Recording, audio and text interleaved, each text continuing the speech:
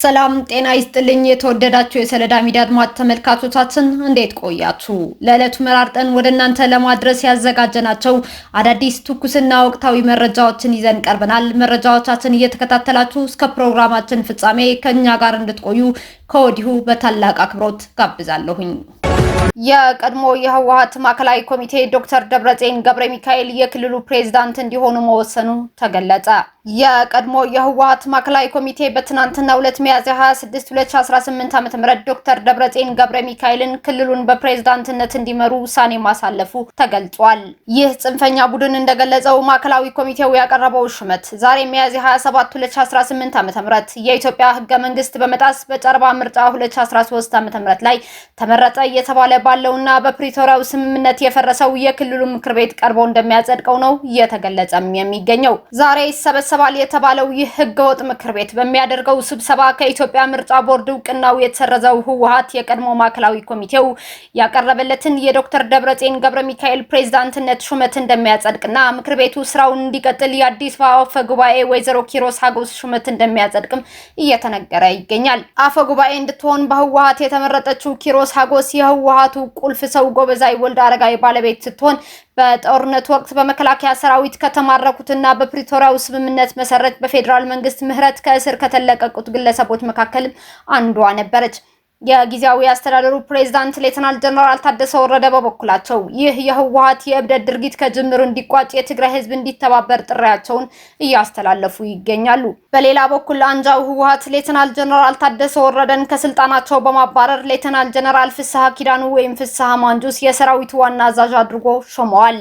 ሜጀር ጀነራል ኃይለ ሥላሴ ግርማይ ወዲም በይተይ ምክትል አዛዥ፣ ጀነራል ነጋሽ የሰራዊቱ አስተዳደር ኃላፊ እንዲሁም ጀነራል ወልደ ገብርኤል ወድባቤ የሎጂስቲክ ኃላፊ በማድረግ አዲስ ሹመት መስጠቱ ነው መረጃዎች እየወጡም የሚገኙት። የትግራይ ፖለቲካዊ አካሄድ ወደ ሌላ ዙር ውድቀት እያመራ ነው ሲሉ ሌተናል ጀነራል ታደሰ ወረደ ገለጹ። የትግራይ ክልል ጊዜያዊ አስተዳደር ፕሬዝዳንት ሌተናል ጀነራል ታደሰ ወረደ በትግራይ ክልል አሁን ላይ የሚታየው ብልሃት የጎደለው የፖለቲካ አያያዝ ህዝቡን ለከፋ አደጋ አድርገው እንደሚችል አስጠንቅቀዋል። ፕሬዝዳንቱ ሚያዝያ 26 ቀን 2018 ዓ.ም ባስተላለፉት መልእክት ክልሉ በአሁኑ ወቅት በሰላምና በጦርነት መካከል ባለ ጠባብ መንገድ ላይ እንደሚገኝና ያልተገፈፈው የጦርነት ደመና አሁንም ስጋት መሆኑን ገልጸዋል።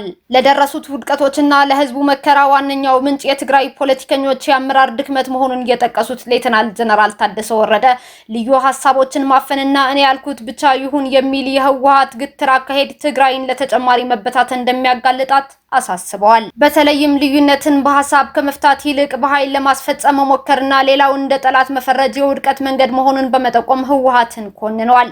መፍትሄው ከስልጣንና ከድርጅት ጥቅም በላይ መሆን እንዳለበት ያመላከቱት ፕሬዝዳንቱ መላው የትግራይ ህዝብ በተለይም ወጣቶችና እናቶች ክልሉ ወደ ባሰ ቀውስ ውስጥ ከመግባቱ በፊት ህወሓትን በቃችሁ ሊሉ እንደሚገባ ጥሪያቸውን አቅርበዋል።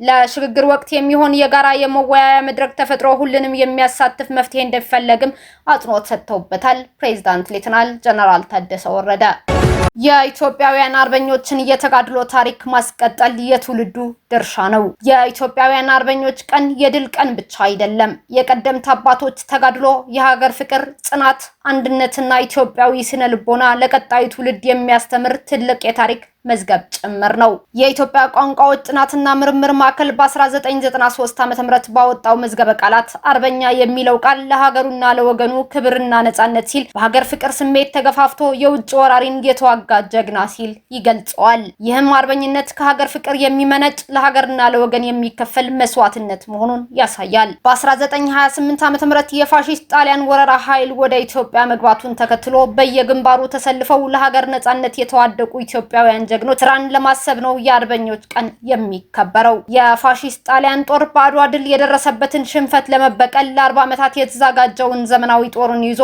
ገፍቶ በመምጣት ኢትዮጵያን በወረረ ጊዜ የሀገራቸውን ነጻነት ለማስከበር ኢትዮጵያውያን ተነስተው በአርበኝነት ተዋድቀዋል። እነዚህ ጀግኖች ጠላት ኢትዮጵያን ወሮ የራሱን ባንዲራ ሲሰቅል ለ5 ዓመታት በዱር በገደሉ ለሰንደቅ ዓላማ ክብር፣ ለሀገር ነጻነትና ለሉዓላዊነት ከባዳና ከባንዳ ጋር ተፋልመዋል። ኢትዮጵያ በጠላት ስትጠቃ ሉዓላዊነቷን በደማቸውና ባጥንታቸው ለመጠበቅ የተነሱት እነዚህ ጀግኖች በዘርና በቋንቋ ሳይከፋፈሉ ቀያቸውን ትተው በመውጣት በሁሉም አካባቢዎች ተደራጅተው ጠላትን ረፍት አሳጥተዋል።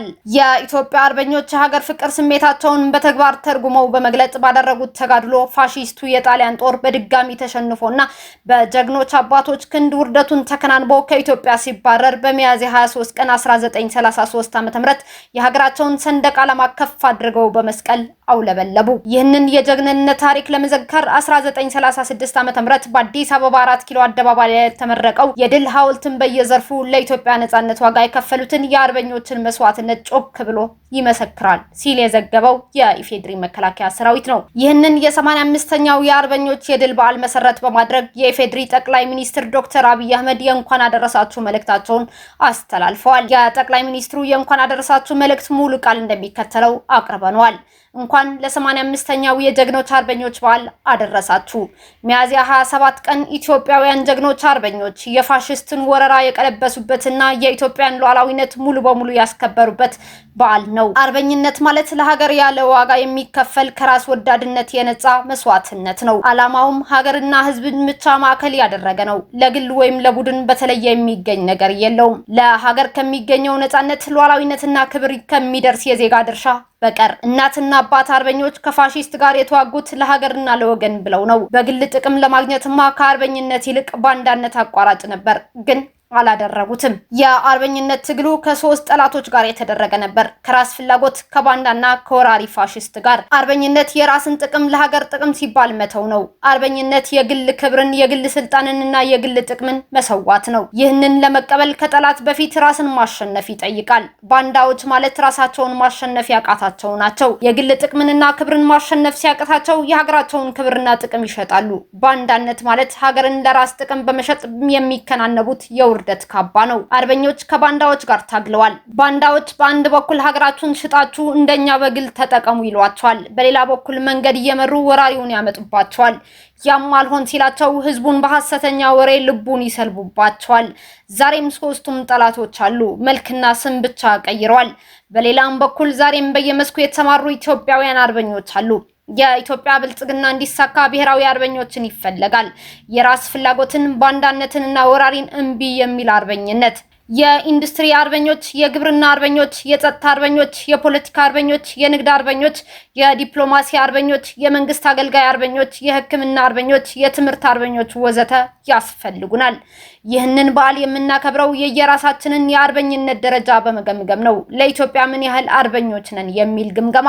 ዛሬም የግል ፍላጎት የሚያሸንፋቸው ደካሞች አሉ። ሀገርን አፍርሰው የግል ቤት መስራት የሚመኙ፣ ትልቁን መርከብ አፍርሰው ትንንሽ ታንኳዎችን ለመሸጥ የሚመኙ፣ ለቅንጥብጣቢ ነገር ውርደትን ለመሸከም የማይሰቀቁ ዛሬም ወራሪዎች አሉ።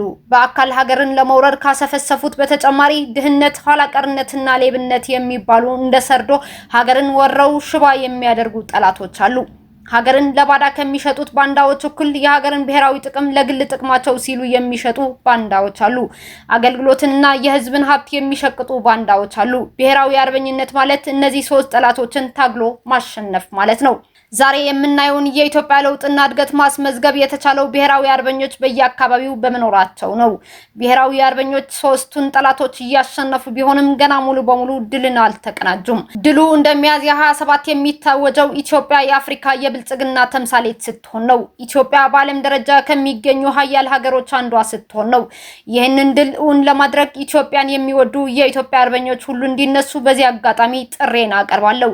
ኢትዮጵያ በልጆቿ ጥረት ታፍራና ተከብራ ለዘላለም ትኖር። ፈጣሪ ኢትዮጵያንና ሕዝቦቿን ይባርክ። ይህ በእንዲህ እንዳለ 85ኛው የአርበኞች ቀን ፕሬዝዳንት ታዬ አጽቀሥላሴ በተገኙበት በአዲስ አበባ 4 ኪሎ የአርበኞች መታሰቢያ ሐውልት ተከብረዋል። ፕሬዝዳንት ታዬ ባስተላለፉት መልእክት ሰላም፣ ነጻነትና በራስ መተማመን ማንም የማይነጥቀን ኖረን የያዝነው የራሳችን ሀብት ነው ብለዋል። ጀግንነት የሰከነና ለሀገር የሚታመኑበት ጸጋ መሆኑን ገልጸው በላባቸው፣ በደማቸው፣ በሙያቸውና በእውቀታቸው ሀገርን የሚያገለግሉ የዘመኑ አርበኞች እንደሆኑ አስገንዝበዋል። በጥፋት መስመር ላይ የተሰማሩ ወደ ልማት መስመር እንዲመለሱም ጥሪያቸውን አቅርበዋል። ፕሬዝዳንት ታዬ አጽቀሥላሴ ሐሰትን፣ ውስልትናንና ቅጥፈት የማይጸየፍ ትውልድ ከአርበኝነት እንደሚርቅ አስረድተው አርበኝነት በእውቀት ጎዳና መመራት ነው ሲሉም ገልጸዋል። ፕሬዝዳንቱ አርበኞች የእድሜ ልክ መታመን ውጤት መሆኑንም አጽንኦት በመስጠት አንስተዋል። በበዓሉ ላይ የአዲስ አበባ ከተማ ከንቲባ አዳነች አቤቤን ጨምሮ ከፍተኛ የመንግስት የስራ ኃላፊዎች፣ የጥንታዊት ኢትዮጵያ ጀግኖች አርበኞች ማህበር ፕሬዝዳንት ልጅ ዳንኤል ጆቴ መስፍን፣ የኢትዮጵያ ባህር ኃይል አዛዥ ቫይስ አድሚራል ክንዱ ገዙ፣ ጀግኖች አርበኞች፣ የአርበኛ ቤተሰቦችና የመዲናዋ ነዋሪዎች በስፍራው ተገኝተዋል። የማሊው መሪ በተገደሉት የመከላከያ ሚኒስትር ቦታ ራሳቸውን ሾሙ። የማሊው ወታደራዊ መሪ ጀነራል አሲሚ ጎይታ ከሳምንት በፊት በተፈጸመ ድንገተኛ ጥቃት የተገደሉትን የመከላከያ ሚኒስትርነት ቦታን ጠቅልለው ይዘዋል።